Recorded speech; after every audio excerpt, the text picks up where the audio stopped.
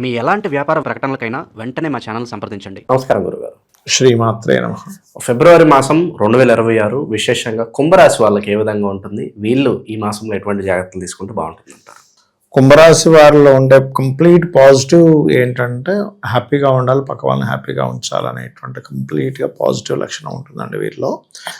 అయితే వీరికి ఏలినాటి శని ధనస్థానంలో జరుగుతూ 12లో అధిక గ్రహాలు ఫిబ్రవరి 2 వీక్స్ ఉంటాయి. దాని తర్వాత నుంచి రాశిలోకి వస్తాయి. వీళ్ళకి ఈ నెల 2 సార్లు పంచగ్రహ కూటమి అవి జరుగుతుంది చెప్పాలంటే. అండ్ అట్లాగే పంచమ గురువు, సప్తమ కేతువు, లగ్నంలో పంచగ్రహ కూటమి సెకండ్ హాఫ్లో, ఫస్ట్ హాఫ్లో 4 గ్రహాలు, ధనస్థానంలో శని. ఈ యొక్క గ్రహస్థితిని అనుసరించి వీరికి అసలు ఎటువంటి ఫలితాలు జరగనున్నాయి, ఏ దేవత ఆరాధన చేసుకోవాలి అనేటువంటి విషయాలు చెప్తుంది నేనైనప్పటికీ కూడా చెప్పిస్తుంది సాక్షాత్ లలిత అమ్మవారిగా భావిస్తూ.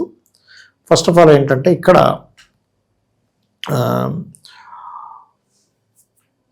12వ స్థానంలో అధిక గ్రహాలు ఉన్నందుకు ఫిబ్రవరి ఫస్ట్ వీక్ 2 వీక్స్ కూడా విదేశాలకు వెళ్ళడానికి మంచి అనుకూలత ఉంటుంది. అలాగే కొంచెం అనుకోని సందర్భాల్లో కొన్ని ఖర్చులు పెట్టడం, ఇన్వెస్ట్మెంట్స్ చేయడం, ఏదైనా జాబ్ ఇస్తానంటే జాబ్ కోసం కొంత డబ్బు ఖర్చు పెట్టడం, ఇట్లాంటివి జరుగుతాయి. అయితే కుంభం వారికి ఏంటంటే సర్వసాధారణంగా వీళ్ళకి న్యాచురల్ 11th లగ్న కాబట్టి విదేశాలకి వెళ్ళడం ఇవన్నీ ఇప్పుడుండే గోచారం ఫస్ట్ 2 వీక్స్ చూపిస్తున్నప్పటికీ ఓన్గా ఏదైనా చేసుకునే ఇది ఎక్కువగా ఉంటుంది. విదేశీ యోగం ఉంటుంది, లగ్న అండ్ 12th లార్డ్ కాబట్టి, లగ్నంలో అధిక గ్రహాలు ఉన్నాయి కాబట్టి కూడా కొంతవరకు 3rd and 4th వీక్లో చాలామంది కలవడం, ఏదైనా వ్యాపారం కోసం ట్రై చేయడం, ఇట్లాంటివి కూడా కలుగుతాయి చెప్పాలంటే వీరికి. అయితే లగ్నంలో రాహు ఉన్నందుకు కొన్ని ఇమాజినేషన్స్, కొన్ని అనుకోవడము, కొన్ని విషయాల్లో బాగా అంటే బిజినెస్ పరంగా బాగా కలిసి రావడం, ఇట్లాంటివన్నీ ఉంటుంటాయి చెప్పాలంటే.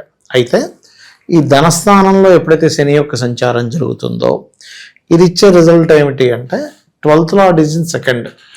అంటే ఏమిటి, ఈ సెకండ్ హౌస్లో ఉండేటువంటి గురుస్థానంలో శని ఉన్నాడు కాబట్టి అధిక గ్రహాలు ఈ 12వ స్థానంలో ఫస్ట్ 2 వీక్స్లో ఉంటుంది కాబట్టి కొంచెం ఈ నెల వీళ్ళు ఖర్చు పెట్టేటప్పుడు, ఇన్వెస్ట్మెంట్ చేసేటప్పుడు, ఏదైనా కోర్సెస్ నేర్చుకునే విషయాల్లోని, కుటుంబ సభ్యుల కోసం ఏదైనా మనం ఖర్చు పెట్టేటువంటి విషయంలో కుటుంబ సభ్యుల మూలంగా కొంతవరకు ఎక్కువ ఖర్చులు అవడం అనేటువంటిది జరుగుతూ ఉంటుంది. మరి దీన్ని కంట్రోల్ చేయడం ఎలాగా అంటే ఫస్ట్ 2 వీక్స్ 12లో ఉంటున్నాయి కాబట్టి గ్రహాలు శని, కుజ, కేతు, రవి ఈ గ్రహాల దగ్గర దీపారాధన చేస్తుండాలి. అయితే వీరికి ఏలినాటి శనిలో శని 2లో ఉన్నాడు కాబట్టి బాగా ఏజ్డ్ పర్సన్స్, లేకపోతే కిందని పనిచేసే వాళ్ళు, బాగా ముసలి వాళ్ళు, లేకపోతే మీ కింద పనిచేసేవాళ్ళు, వీళ్ళ ద్వారా వీళ్ళని నమ్మి ఎవరికైనా మనీ ఇవ్వడం కానీ, వీళ్ళకి తెలిసిన వాళ్ళకి మనీ ఇవ్వడం కానీ చేయకూడదు ఇక్కడ. ఇది ప్రధానంగా గుర్తుపెట్టుకోవాల్సిన అంశం. పంచమంలో గురువు ఉన్నందుకు సర్వసాధారణంగా కుంభం వారికి ఏంటంటే పంచమ గురువు సంతాన అభివృద్ధిని ఇస్తున్నాడు కాబట్టి శని రాహు ఎనర్జీస్తో ఉన్నాడు కాబట్టి కొన్ని ఆటంకాలు కలిగి గతంలో ఎప్పటి నుంచో ఎదురు చూస్తున్నటువంటి సంతానం కోసం చేసే ప్రయత్నం ఫలిస్తుంది చెప్పాలంటే, అందులో ఎటువంటి డౌట్ లేదు.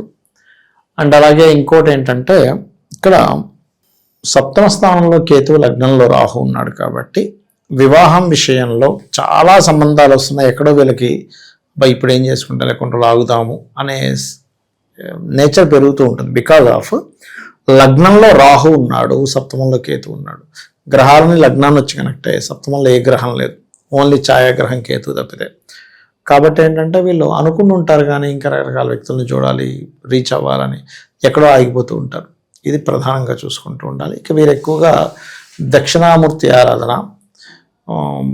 మరియు అదేవిధంగా గోవులకి ఆకుకూరలు లాంటివి తినిపించడము, ఓకే, ఇలాంటివి చాలా చాలా బాగుంటాయి. అయితే వీళ్ళకి ఫైనాన్షియల్ గ్రోత్ బాగా పెరగాలి అంటే మాత్రం ముఖ్యంగా అంటే ఈ శని ఉన్నప్పుడు ఏమవుతుందంటే ఫైనాన్షియల్ మూలంగానే కొంత గొడవలు కూడా జరుగుతుంటాయి కుటుంబ సభ్యులతో.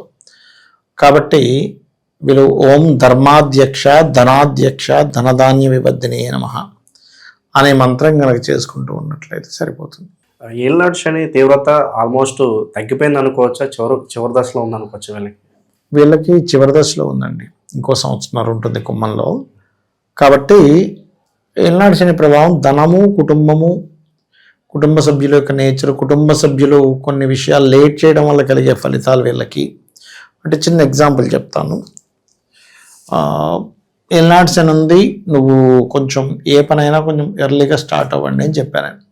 ఒక రాశి వాళ్ళకి ఇలాగే, అంటే కుంభరాశి వారికి అయితే కుంభం వెళ్ళండి అది అన్నప్పుడు ఏముంటుంది సార్ అంటే, ఏం లేదమ్మా కొంచెం మీరు లేటు వెళ్తూ ఉంటారు ఎక్కడికైనా వెళ్ళినా కూడా, మీరు ఎప్పుడైతే కొంచెం ఎర్లీగా స్టార్ట్ అవుతారో it will give good results. Fine. Some exams ఏవో జరుగుతున్నాయి, ఆ అమ్మాయి వాళ్ళ ఫాదర్తో కలిసి వెళ్ళాలి వాళ్ళ ఎగ్జామ్ సెంటర్కి. లేట్ అయిపోయింది, ఈ అమ్మాయి లేవడం కొంత లేట్ అయింది, వాళ్ళ తండ్రి నిద్ర మెలకు రావడం లేట్ అయింది. తాపిగా రెడీ అయ్యారు, బైక్ వేసుకొని వెనకతలు కూర్చొని వెళ్ళారు. అయ్యో టైం అయిపోతుంది ఆ టైం అయిపోయింది, ఎగ్జామ్ టైం అయిపోయింది. అంటే ఎందుకు చెప్తున్నానంటే ఈ మాట, సమయాన్ని కరెక్ట్గా మెయింటైన్ చేయాలి. ఏలినాటి శని వచ్చినప్పుడు సమయం వృధా చేశాము, మన లైఫ్ వృధా అయిపోతుంది. సమయాన్ని ఖచ్చితంగా మనం దాన్ని వినియోగించుకున్నాము, మన లైఫ్ అద్భుతంగా ఉంటుంది. గుర్తుపెట్టుకోండి, దిస్ ఈజ్ ఏలినాటి శని, అంతకుమించి ఏం లేదు అక్కడ.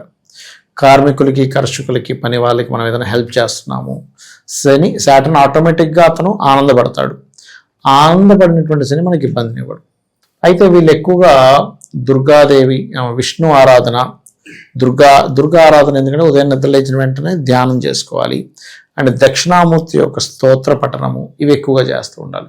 ఇవి మీరు ఎంత మెయిన్గా ఏంటంటే, ఇప్పుడు ఇక్కడ లగ్నంలో రాహు ఉన్నప్పుడు ఊహలు పెరుగుతూ ఉంటాయండి. ఇది అలా జరుగుతుందేమో, ఇది ఇలా జరుగుతుందేమో, ఇది ఎందుకు చేస్తున్నాను, ఇది చేసేది కరెక్టా కాదా, నా కాంపిటేటర్ కూడా చేస్తున్నాను, నాకు వాడికి తేడా ఏంటి, ఎవరో వ్యక్తి వచ్చి జాయిన్ అవుతాయి కూడా వీళ్ళ కంపెనీలో, వీడు ఏమైనా స్పయ్యా, వీడు ఎందుకు ఇవన్నీ క్వశ్చన్స్ అడుగుతున్నా అంటే ఎలా ఉంటుందంటే, ఈవెన్ క్వశ్చన్ ఎవరైనా ఏంగానే ఎందుకు ఈ క్వశ్చన్ అడిగారు డౌట్, శబ్దం వచ్చింది ఏం పేలిపోయిందని బయటికి వెళ్ళి చూడటం.